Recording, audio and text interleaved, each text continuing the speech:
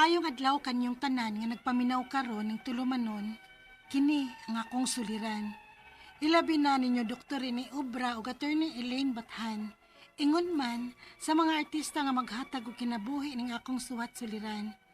Tago lang ko sa pangan nga Wendy. 15 years old na karon.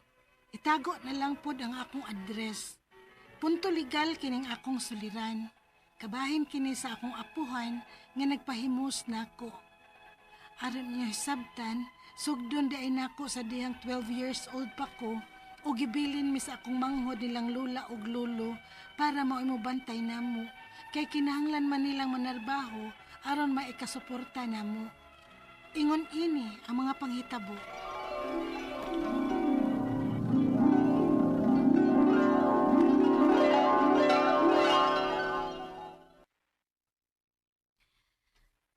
Ma, isalig una namo ni Kaloy ang among duha ka anak ninyo ha.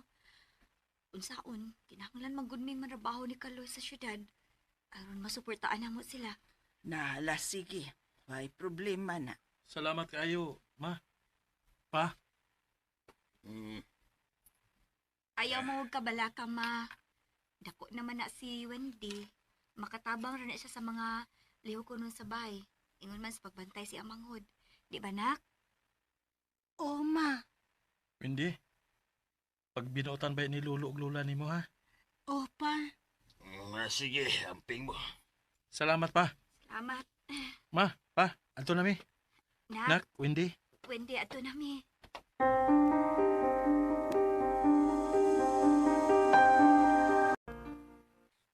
Sige na, ligoon na ka. Ha? Ayaw na lang looy. Dako naman ko. Dagan naman ko. Pero baby, pagyapon ka ni Lolo, oy. Ha? Sige na. Paghubo na kay, ligoon na ka ni Lolo.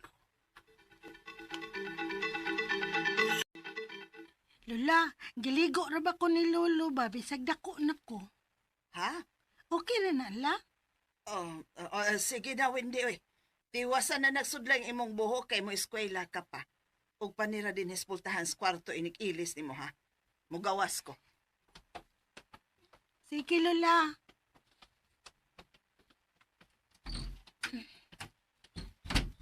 Ay, magdali ko, Bi, kay basig malate na ko. Kumain, pagbuot ako ha, kung di ka gusto, may like ka, tika. La, nag-away man si Lolo ug Lola. Ay, salamat. Niya, nagyod ko taon sa amo. Maglungag para ba ko da?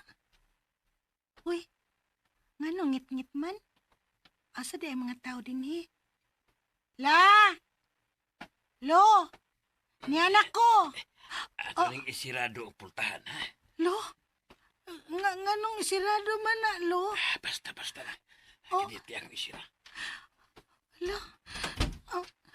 Lo! Sige na. Paghubo na. Ha? Unsa, Lo? Sige na. Lo! Lo, gihikapang ko nimong akong bukton. Lo! Ayaw, Lo, maluoy ka. Kapala ka. Inayon ra Lolo, ha?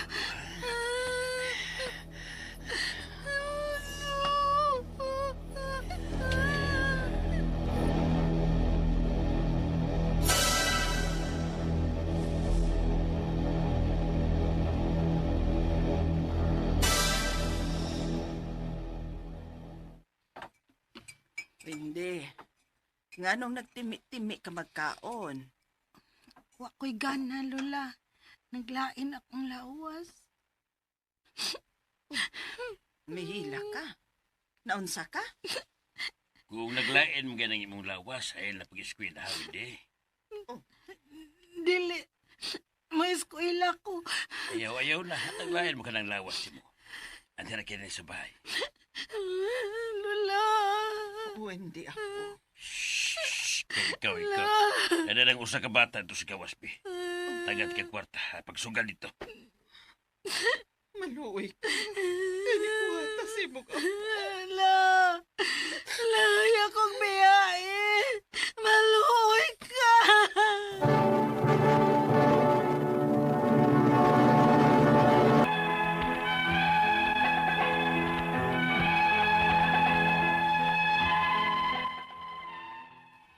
Pila kay gayon nga gipahimuslan ko sa akong lolo nga wa gani mahibaw ang akong mga ginikanan eto na narbaho sila sa layo. Aron lang may ikasuporta namo. Nahibaw si Lula sa gipangbuhat ni lolo diri nako. Pero inag-abot ni lolo, way tingog si Lula. Hinungdan nga dili makalaban si Lula nako sa akong sitwasyon gikan ni lolo. Pila kay gayon nanihangyo ko ni Lola nga tabangan ko niya. Pero kada pangayo na kong tabang ni Lola, magkurog siya nga maghilak. Daghang higayon nga, nakapahimos gid si Lolo nako, kay manduan raman niya si Lola, bisag kanus nga iyang pagawason sa bahay. Hangtod, nga doon na higayon nga ako lang usa sa bahay, ug ang akong manghod nga nag-edad pa lang og 5 anyos. Unya, Day, hilom na ba? Sige na, hilom na ha. Mga tog na ta. Hilom na ha. Lo? Kuya Pao? Tanawa ang gagawin mo. Daga na kayo. Pwede na kayo. Sige na. Lo, di lang ko eh. Philip, bayot ka, ha? Nindot na kayo na, ha? Hindi kita na ako gagawin mo. Sige na. Sige na, makatilaw ka niya. Lo? Eh, Kuya Pao, maluoy ka na ko. Ayaw rin buhatan ako, Kuya Pao. sige na! Ibasot ka nun! Lo!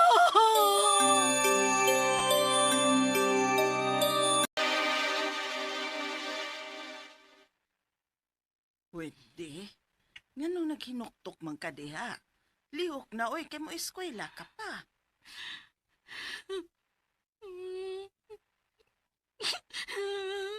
Dili na ko may eskwela, Lola. Dili na ko. Wendy, apo. Lahat abangi ko. Ipalayo ko din nila. Mahadlok na mga lolo. Pasensya ka na, Wendy. Iwa ka makaila sa imong apuhan. Way makaako sa pagsukol niya bisag kinsa dinhi sa atong lugar tungod kay salbahe siya, Wendy. Lola, please.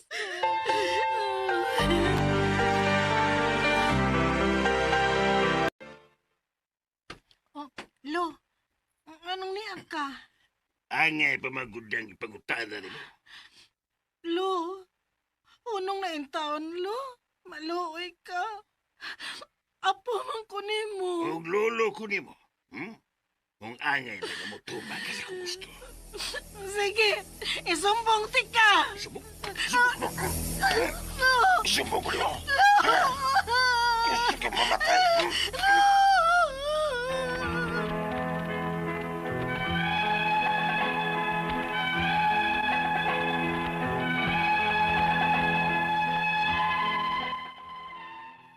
Hangtod karon, ako ra og si Lola mo ay nahibaw sa gibuhat ni Lolo diri nako ingon man sa akong igagaw. Ug mao kini ang akong mga pangutana, unang pangutana. Gawa sa kapila ko gipahimuslan sa akong lolo, kapila sad ko niya gihulga nga patyon kun mosumbong ko. Unsa may mga kaso nga nagpaabot sa akong lolo? Ikaduhang pangutana. Gusto gyud kaayo nako nga makabayad sila sa ilang nahimo nako. Apil bang makasuhan ang akong igagaw sa iyang pagpahimos nako, bisan pa man kung gipugos lang siya ni Lolo atong higayuna? Ikatulong pangutana, apil basad nga makasuhan ang akong lula sa nahitabo nako? Kay nahibaw man siya, pero wa man gyud siya gihimo.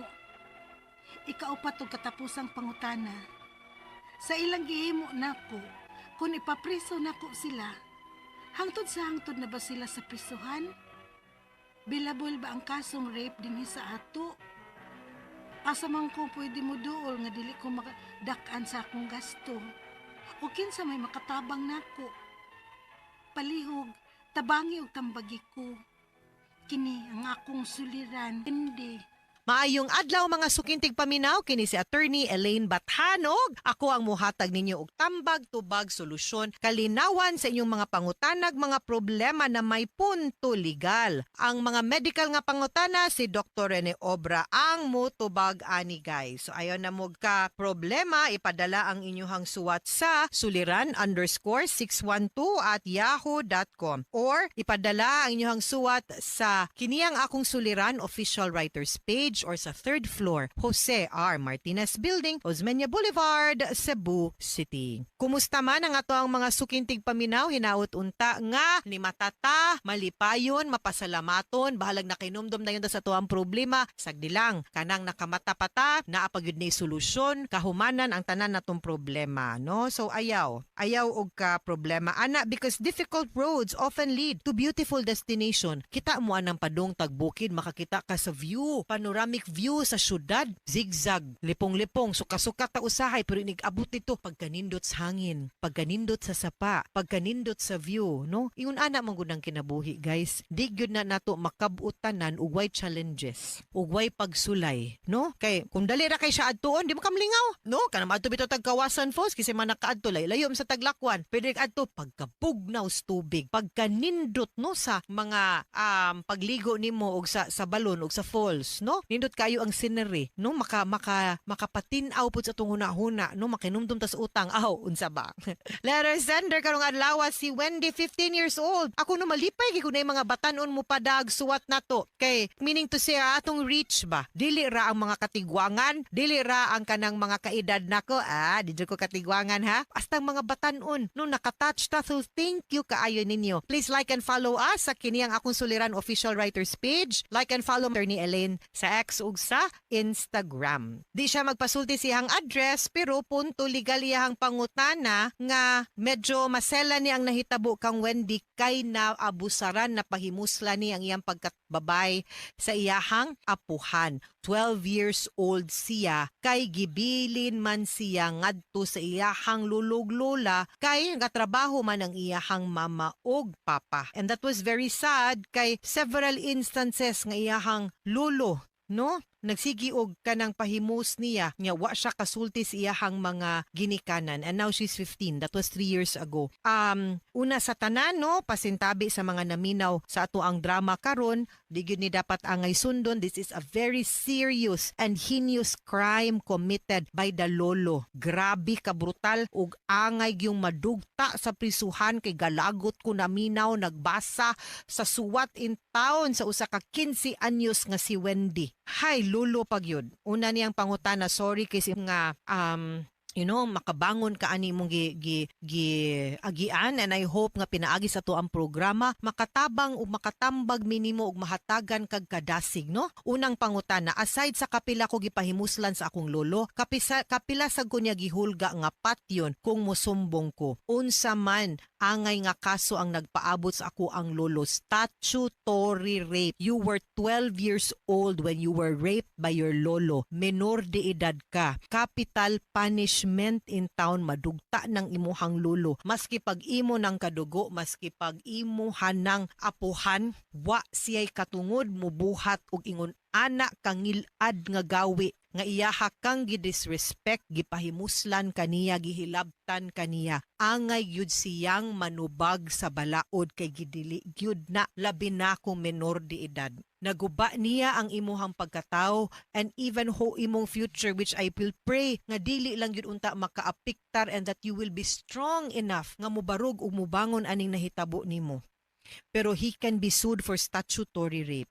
Ikaduhang kada count, ikaduhang pangutana. Gusto gyud nakong makabayad sila sa ilahang nahimo nako. Apil bang makasuhan ang akong igagaw sa iyang pagpahimulos nako? Bisan pa man og gipugos lang siya ni lolo atong higayuna? Yes. Kay atong napaminaw sa drama nga giapil-apil man pud imo ang igagaw no sa imuhang lolo. But yes, pwede gyud kaayo. Kay pwede he could have said no. Duha mo ka buok, pwede ra gyud unta niya patabangan ninmo kulata ang lulo ninyo atong higayuna. And ayaw kahadlok anang bahad kay siya'y madugta sa prisuhan, dili ikaw. He cannot harm you so long as imo ning ireklamo og isumbong didto sa kapulisan. Ikatulong pangutana, Apil basad makasuhan akong lula sa nahitabo nako. Kay nahibaw man siya, pero pwede wa sa siya gihimo. Possibly pod, not necessarily as somebody nga nibuhat sa akto, but naa sad siya liability. Siguro as an accomplice or accessory or obstruction of justice or child abuse sa iyang gibuhat nimo, nga wa nila buhata ang angay nga sakto para maprotektahan ka, no? Og mapanubag ang imuhang lulo sa ilahang gibuhat nga nilaban na hinuon siya dito sayop ug dautan, no? Instead nga mo protektar nimo, di man ko kaingon nga wa ko kasabot sa imong lula, kasabot ko, pero dili sakto ang iyahang gibuhat, ni dapig manggud siya sa sayop. So posible that she can also be liable, si lula. Ikaupat ug katapusang pangutana sa ilang gihimo nako, kung ipapriso nako sila, hangtod sa hangtod na ba sila sa prisuhan? Bailable ba ang kaso nga rape dinhi sa ato? Asa man ko pwedeng muduol nga dili ko madak-an og gasto ug kinsay makatabang nako? Una sa tanan, a statutory rape is non-bailable. The moment maisyuhan nagwarrant, madakpan, moatubang sa kaso, naara gyud na siya dinha sulod sa prisuhan. Para makafile ta og kaso, kinahanglan ta moadto sa DSWD or sa Children and Women's Help Desk ngadto sa pulis. Pwede po ta moadto sa pink room sa usa ka government hospital para ma-assess ka. And I wa man si Dr. Obra diri karon, but I will really suggest nga unta you will also seek psychological and psychiatric help because of the trauma that you have suffered, nga unta ma-address o ma-debriefing ka. Kay basin tan-aw nimo okay ra ka, pero ang subconscious nimo wa ta kibaw how it will affect you later on when you will grow. Unya, madugay gyud na sila dito sa prisuhan day. Kay lifetime man na niya, kada count, kada rape niya nimo, kada panghilabot niya nimo, usa man na ka count, usa ka silot pud, pipila ka tuig didto. So di gyud na kagawas imong lulo. Ang ako amang gud unta